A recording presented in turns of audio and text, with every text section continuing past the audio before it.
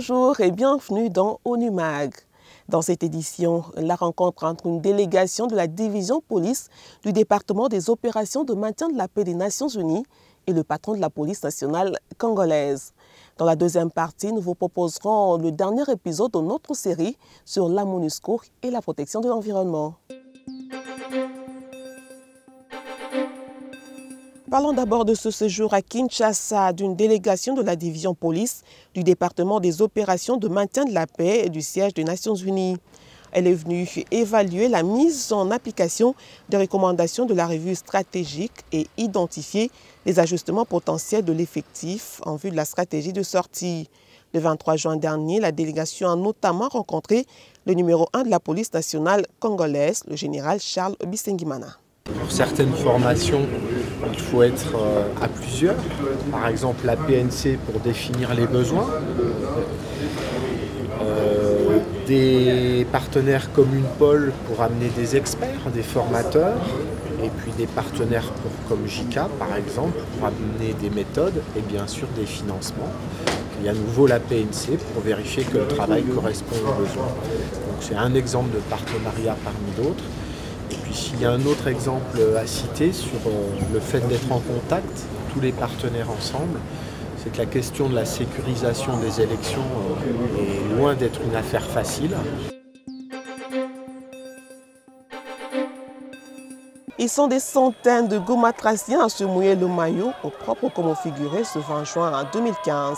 La pluie fine qui s'abat sur la ville de Goma n'a pas entamé leur détermination à parcourir les 12 km de distance pour soutenir les réfugiés. C'était à l'occasion de la Journée internationale de réfugiés commémorée le 20 janvier de chaque année. Le bien fondé de ma participation à cette marathon, c'était de compatir avec nos jeunes réfugiés, nos jeunes déplacés, nos chers déplacés internes et externes au niveau de notre pays, le RDC. Si le réfugié ne représentait pas quelque chose d'important pour moi, je n'aurais même pas pu prendre part à cela. Parce que nous courons avec eux et nous aurons bien sûr l'occasion de pouvoir nous échanger et savoir quelles sont les différentes difficultés auxquelles ils font face. Vous voyez? Donc c'est les destins qui arrivent, ils ne l'ont pas choisi. Ils n'ont jamais choisi d'être réfugiés. Mais c'est par la force du destin et circonstances qu'ils ont été amenés à faire face qui a fait de pouvoir être réfugiés. Cette année, le thème de la journée était « Faites connaissance avec le réfugié, une personne comme toi et moi ». En réalité, nous avons constaté à travers le temps que certaines communautés trouvent en les réfugiés une personne différente. Alors, en lançant ce thème, nous avons l'intention de demander aux populations qui accueillent les réfugiés de les voir comme eux, de les considérer comme des êtres humains et que la seule différence, c'est qu'ils ont dû fuir leur pays pour des raisons de guerre, pour des raisons de sécurité. Comment mieux comprendre le fonctionnement de la Cour pénale internationale?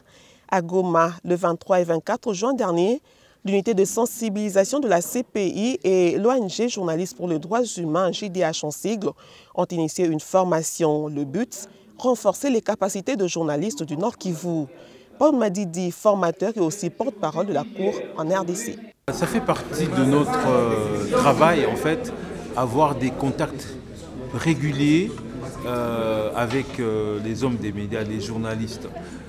Ceci, en fait, évidemment, pour renforcer les capacités des journalistes, pour qu'ils comprennent mieux, pour qu'ils aient une compréhension plus approfondie de la Cour pénale internationale, qu'ils connaissent la procédure devant la Cour pénale internationale.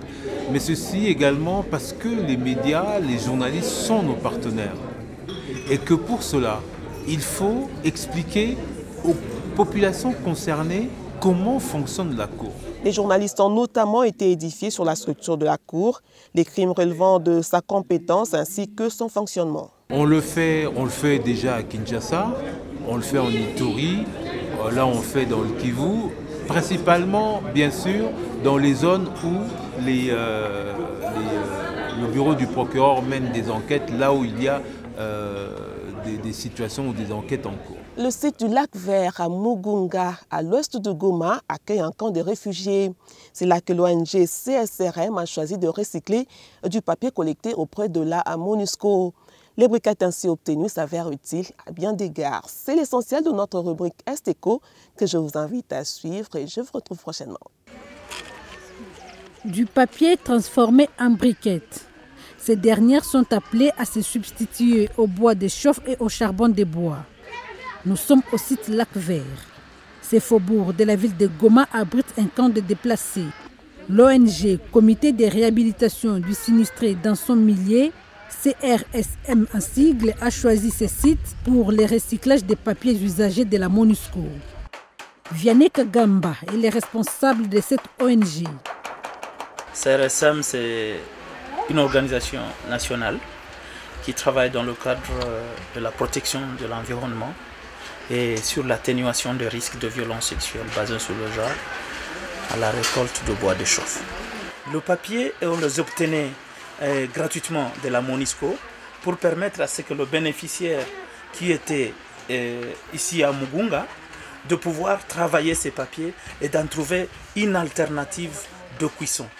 C'est ainsi que nous avons, 2 fois la semaine, nous faisons le tour des sites de la MONUSCO pour récupérer seulement le papier.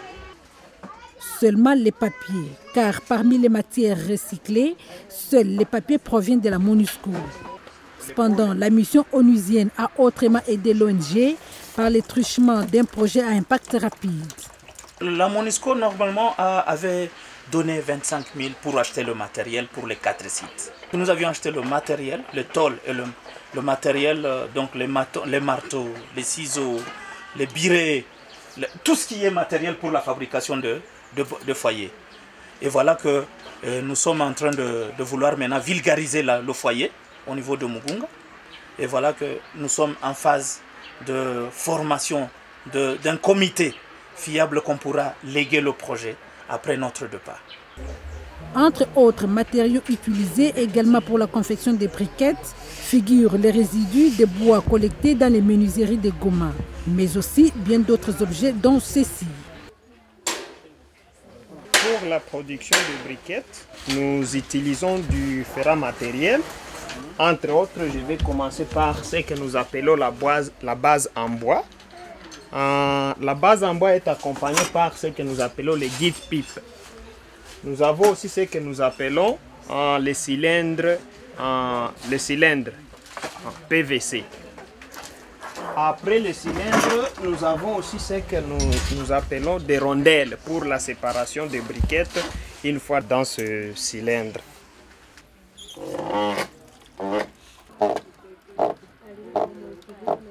Mais alors, comment sont confectionnées ces briquettes?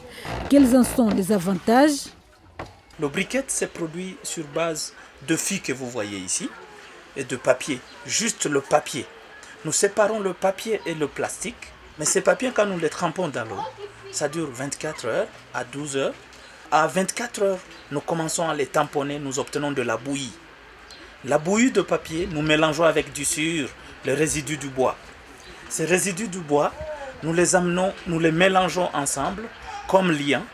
Avec de l'eau, nous obtenons maintenant la briquette. La briquette que vous voyez là-bas.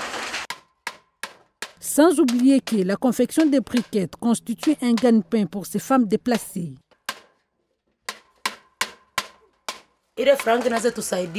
Si j'obtiens ce peu d'argent que nous allons vendre de briquettes, je dois scolariser mes enfants, je dois manger, je dois aussi m'habiller et en principe, je dois vivre avec. Actuellement, nous sommes en fundraising avec la MONUSCO, avec le casque bleu de Beni. Nous avions commencé, il y a un lot qu'on a pris ici, qu'on a envoyé plus de 30 sacs qui étaient pris à Lac Vert. On a pris 20 sacs à Mugunga 1. On a pris 60 sacs à Boulengo. On devait faire le premier lot pour que le casque bleu de la MONUSCO commence à utiliser ça. À l'évidence, avec un peu de génie, beaucoup de monde trouve son compte dans les recyclages des déchets. Les personnes vulnérables, bien sûr, mais aussi, entre autres, les employés des ONG partenaires.